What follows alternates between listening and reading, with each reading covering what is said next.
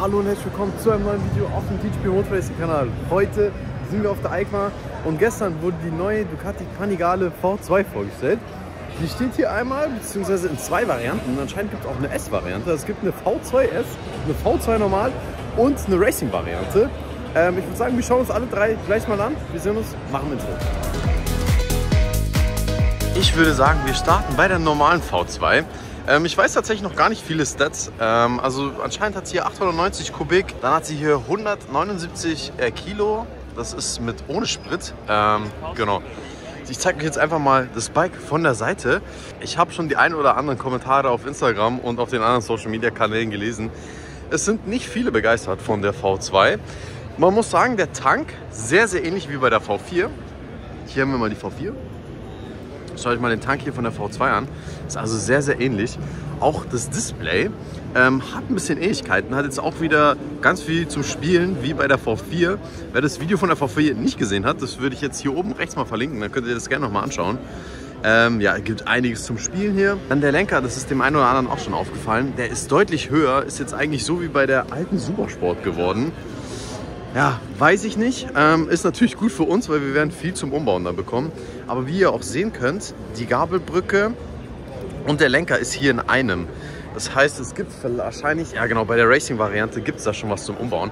Das schauen wir uns aber gleich an. Schauen wir uns einfach noch mal ganz kurz weiter hier die V2 an. Die hat auch eine Underseat-Auspuffanlage bekommen. Ziemlich wild, muss ich sagen. Schauen wir von hinten. Ja, das Ganze hat auch Euro 5 Plus, deswegen nicht schlecht. Und auch wie bei der V4, wie ihr sehen könnt, leider keine Einarmschwinge mehr, sondern Zweiarmschwinge. Sieht aber sehr, sehr ähnlich aus, auch wie bei der V4. Also hier drüben haben wir mal die Schwinge von der V4 und hier die von der V2. Federbein ist sehr, sehr ähnlich geblieben wie bei der alten Edition, also auch hier seitlich angebracht. Ja, sieht auf jeden Fall cool aus. Auch die Underseat-Auspuffanlage ist echt gar nicht mal so schlecht. Ist ganz cool, dass es jetzt eigentlich serienmäßig mit Underseat gibt. Ich glaube aber, dass Ducati das so machen musste, weil es sonst lautstärkentechnisch nicht mehr gegangen wäre. Ja, ich würde sagen, wir waren vorne noch nicht. Schauen wir mal ganz kurz nach vorne. Also, das ist die Front von der neuen V2. Hat ein bisschen was von der 950 Supersport. Ja. Ich bin echt gespannt auf eure Kommentare, was ihr zum Bike sagt. So sieht es von der Seite aus. Ja, ich zeige euch jetzt nochmal hier die Auspuffanlage. Ziemlich crazy. Was man auch so gar nicht sehen kann wie bei der V4, die Ansaugung ist anscheinend jetzt hier seitlich. Das heißt, einmal hier auf der Seite kommt die Luft rein und einmal hier. Bei der normalen V4 ist es ja jetzt hier in der Mitte. Ja, hier seitlich. Ob das so viel Luft generiert bis da in die Airbox rein? Ja, scheinbar schon. Die ganzen alten Suzuki-Modelle und ich glaube auch die Aprilia-Modelle hatten das ja auch mal seitlich, aber da war das Loch ein bisschen größer. Deswegen, designtechnisch sieht es natürlich echt gut aus. Also sieht wirklich toll integriert aus. Aber ja, ich bin ein bisschen skeptisch, weil es sieht also jetzt hier schon sehr, sehr klein aus. Aber ich denke, Ducati hat auf jeden Fall einen guten Job gemacht und die werden schon wissen, was sie machen. Deswegen, ja. Ich würde sagen, wir gehen mal schnell rüber zur S. Die steht nämlich auch hier. Die hat Öl ins Fahrwerk verbaut, aber tatsächlich vorne manuell zum Verstellen. Also kein elektronisches Fahrwerk. Das ist schon mal nicht schlecht. Und hinten auch manuell zum Verstellen. Also das ist schon mal ja, positiv. Man muss natürlich immer noch schauen, wie das Fahrwerk serienmäßig da verbaut ist, was das alles so kann. Wir kennen es ja von den ganzen V4 S-Modellen. Da ist für die Rennstrecke auf jeden Fall noch einiges zum Optimieren drin. Genau, die machen jetzt hier ein Interview, deswegen lassen wir die mal in Ruhe und gehen einfach ganz kurz noch zur Racing-Variante rüber.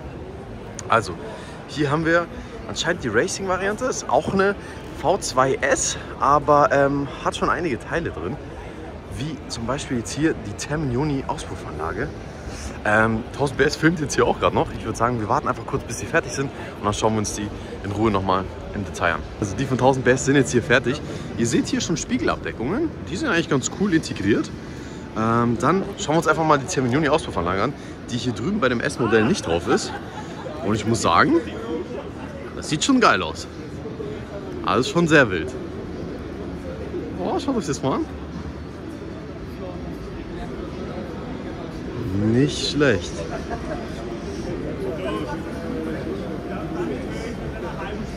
Hier Fußrastenanlage. Das ist wahrscheinlich auch von Rizoma, denke ich mal. Wobei steht jetzt kein Logo von Rizoma drauf. Aber ist auf jeden Fall auch geändert, im Gegensatz zur normalen V2S. Ich muss mich jetzt ein bisschen daran gewöhnen, an den Namen. Dann was die Racing Edition hier auch hat, sie hat eine Gabelbrücke und die veränderten Lenker. Jetzt hier mal die Gabelbrücke und die Lenker, die sind dann runtergelegt. Sieht von der Optik auf jeden Fall schon deutlich besser aus als hier bei den Standardvarianten. Ich kann euch jetzt hier gleich nochmal den Unterschied zeigen. Also schaut euch mal hier den Unterschied von den Lenkern an. Sehr hochgelegt, sehr cool. Sehr hochgelegte Lenker und jetzt hier in der Racing-Variante sieht schon deutlich besser aus. Ja, ich bin gespannt, was sie dann auch am Ende auf dem Track kann. Die ersten Erfahrungsberichte sind natürlich noch nicht draußen, weil sie gestern erst vorgestellt wurde. Deswegen weiß ich auch leider noch nicht zu viele Daten hier von der V2. Aber ihr kriegt auf jeden Fall mal den ersten Look und ich bin echt gespannt, was ihr sagt. Auch das Heck hier ist sehr, sehr ähnlich wie bei der V4. Also gerade hier mit den Rücklichtern. Aber ich muss sagen, die Terminioni-Auspuffanlage ist sehr stark. Die sieht irgendwie schon sehr, sehr cool aus.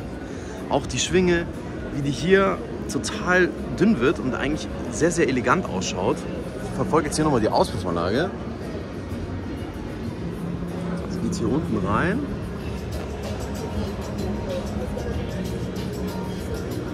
So, ich habe jetzt gerade nochmal nachgeschaut. Also, das ganze Bike wiegt hier 17 Kilo weniger als der Vorgänger. Das ist natürlich schon sehr, sehr wild. Also sogar in der normalen Standardvariante, jetzt nicht hier in der Racing-Variante. Also 17 Kilo ist natürlich schon ein ganzes Stück. Und sie hat 120 PS, das heißt ein bisschen weniger PS als der Vorgänger. Aber die V2 soll ja eigentlich geeignet sein, damit man in der Supersportklasse mitfahren kann. Die ganzen 955, die hatten ja so serienmäßig 150 PS, glaube ich. Genau, und waren dann natürlich für die Supersportklassen gedrosselt. In dem Fall, glaube ich, muss man es jetzt nicht mehr drosseln. Ich denke mal, mit der Auspuffanlage werden schon noch so 5 PS drin sein. Also sie kommen dann schon auf 125, 130 PS, damit sie halt in der Supersport-WM-Klasse mitfahren können. Ja, richtig cool. Also 17 Kilo ist wirklich sehr, sehr erstaunlich. Ich weiß gar nicht, wo die das alles hernehmen. Klar, die Schwinge wird wahrscheinlich einen Ticken leichter sein. Aber sonst 17 Kilo in Summe ist schon brutal. Der Kühler ist natürlich jetzt auch ein bisschen besser geworden. Ich denke, der eine oder andere kennt von damals von der V2 den Kühler, wo man hier den Ausschnitt gebraucht hat. Da hat Febor H2O, die haben da richtig Kohle verlangt für diese Kühler. Ich glaube, das wird jetzt bei der V2 wieder besser werden. Dass es da auch für den Endkunden dann für den Kühler ein bisschen günstiger wird. Ich zeige euch jetzt hier nochmal den Motor von der neuen V2. Das spiegelt hier zwar ein bisschen, aber ich hoffe, ihr könnt ihn ganz gut erkennen. Also so sollte er dann ausschauen im eingebauten Zustand. Das heißt, der eine Zylinder liegt hier, der andere ist, ja, steht hier, relativ aufrecht sogar. Hier sind nochmal die Einzelteile. Das ist der Kolben, die Ventile. Ah gut, das sind noch hier die neuen Felgen von der V4, die brauchen wir nicht. Ja, also auf jeden Fall sehr, sehr interessantes Motorrad. Ihr könnt gerne mal in die Kommentare schreiben, wie ihr das Motorrad findet. Ich bin auf jeden Fall gespannt auf die ersten Erfahrungsberichte und dann auch, wenn wir die erste Mal hier haben, werden wir wahrscheinlich auch ein Video machen, beziehungsweise wenn wir die umbauen, natürlich auch zeigen, was wir umbauen. Ich bin auch gespannt, was das V4S-Fahrwerk kann von Öhlins. Das ist ja serienmäßig, ist es immer auf die Straße ausgelegt. Das heißt, für die Rennstrecke wird es wahrscheinlich nicht ganz geeignet sein und ist auf jeden Fall wahrscheinlich noch Optimierungspotenzial da. Aber wie gesagt, da könnt ihr auf jeden Fall gespannt sein. Schreibt es gerne in die Kommentare, wie ihr es findet. Danke fürs Zuschauen und ich würde sagen, wir sehen uns beim nächsten Video.